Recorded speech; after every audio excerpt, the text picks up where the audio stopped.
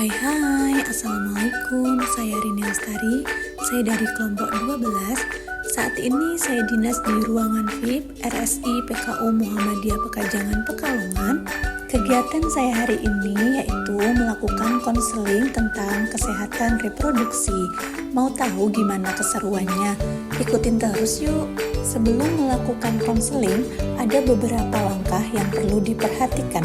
Yang pertama, memperkenalkan diri Anda sebagai konselor dan meminta klien atau pasien untuk memperkenalkan diri serta menyepakati bahasa apa yang akan digunakan. Kedua, mendapatkan informasi umum tentang klien atau pasien. Ketiga, jelaskan peranan dan tanggung jawab kamu sebagai konselor, mendengarkan, memberikan dukungan, membantu mereka mengidentifikasikan masalah dan solusi yang memungkinkan. 4. Alih tangan kasus kalau konselor tidak mampu. 5. Menjaga kerahasiaan. 6. Membahas masalah waktu. 7. Memberikan kesempatan kepada klien untuk mengekspresikan perasaannya. 8. Tanya pendapat klien mengenai rekod proses konseling. 9. Pastikan kalau klien merasa nyaman dan aman. Jangan pernah menyentuh mereka tanpa meminta izin. Buka pintu kalau itu hal yang mereka inginkan. 10. Bicara dengan klien sesuai dengan usianya. 11. Jujur, hal apa yang bisa dicapai, positif tapi tetap realistis. 12. Peduli kepada permasalahan klien secara otentik atau murni. 13. Sensitif atau peka terhadap budaya klien. 14. Menghargai prinsip kerahasiaan, tidak mendiskusikannya dengan keluarga ataupun teman. 15. Tidak menghakimi klien. 16. Temukan informasi umum tentang klien dengan tidak menginterogasi. 17. Tidak rumus cepat dan khusus dalam membangun kepercayaan dengan klien. Jika konselor menunjukkan empati, mendengarkan secara aktif, kemampuan merefleksikan permasalahan dari awal pertemuan, hal ini juga bisa membangun hubungan kepercayaan dengan klien. 18. Memberikan ventilasi untuk klien. Sebelumnya, kalian sudah tahu belum apa itu kesehatan reproduksi? Kalau belum, kita belajar bareng ya. Kesehatan reproduksi adalah suatu keadaan sejahtera fisik, mental, dan sosial secara utuh, tidak semata-mata bebas dari penyakit atau kecacatan dalam semua hal yang berkaitan dengan sistem reproduksi, serta fungsi dan prosesnya. Kemudian, apa saja sih ruang lingkupnya? Yang pertama, kesehatan ibu dan bayi baru lahir.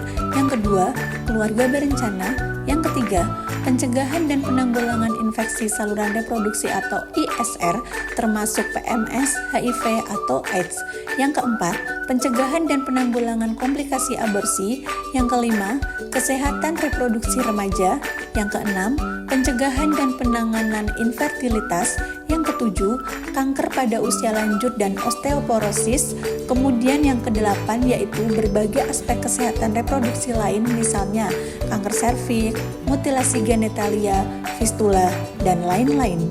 Lalu, apa saja sih hak-hak reproduksi itu? Yang pertama, setiap orang berhak memperoleh standar pelayanan kesehatan reproduksi yang terbaik. Kedua, perempuan dan laki-laki berhak memperoleh informasi lengkap tentang seksualitas, kesehatan reproduksi, manfaat dan efek samping obat-obatan, dan tindakan medis. Ketiga, adanya untuk memperoleh pelayanan KB yang aman dan efektif terjangkau, dapat diterima sesuai dengan pilihan tanpa paksaan, tidak melawan hukum. Keempat, perempuan berhak memperoleh pelayanan kesehatan yang dibutuhkannya, yang memungkinkan sehat dan selamat menjalani kehamilan dan persalinan serta memperoleh bayi yang sehat. Kelima, hubungan suami istri didasari penghargaan terhadap pasangan masing-masing dan dilakukan dalam situasi dan kondisi yang diinginkan bersama. 6. Para remaja, laki-laki maupun perempuan, berhak memperoleh informasi yang tepat dan benar tentang reproduksi remaja, sehingga dapat berperilaku sehat dan menjalani kehidupan seksual. 7.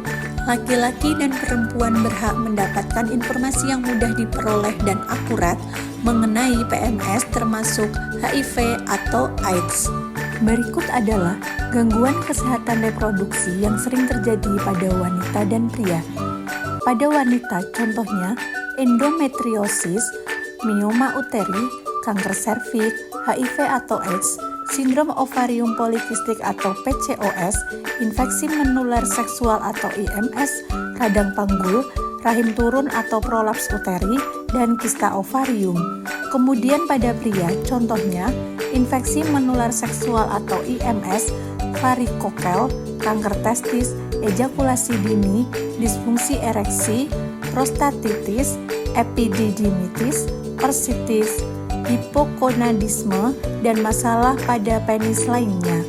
Lalu, bagaimana cara merawat organ reproduksi? Cara sederhananya dengan pakaian dalam dan celana dalam diganti minimal 2 kali sehari. Menggunakan celana dalam berbahan menyerap keringat, pakai handuk yang bersih, kering, tidak lembab, dan bau. Bagi perempuan, setelah buang air kecil, cara membersihkannya dari arah depan ke belakang agar kuman dari anus tidak ikut ke organ reproduksi. Untuk laki-laki, sangat dianjurkan untuk disunat atau khitan agar terhindar dari kanker penis dan kanker leher rahim pada istrinya. Terapkan gaya hidup cerdik. Cek kesehatan secara rutin, hanyahkan asap rokok, rajin aktivitas fisik, diet seimbang, istirahat cukup, dan kelola stres. Jaga kesehatan dari sekarang untuk hidup yang lebih berkualitas. Sekian dari kami, terima kasih. Assalamualaikum warahmatullahi wabarakatuh.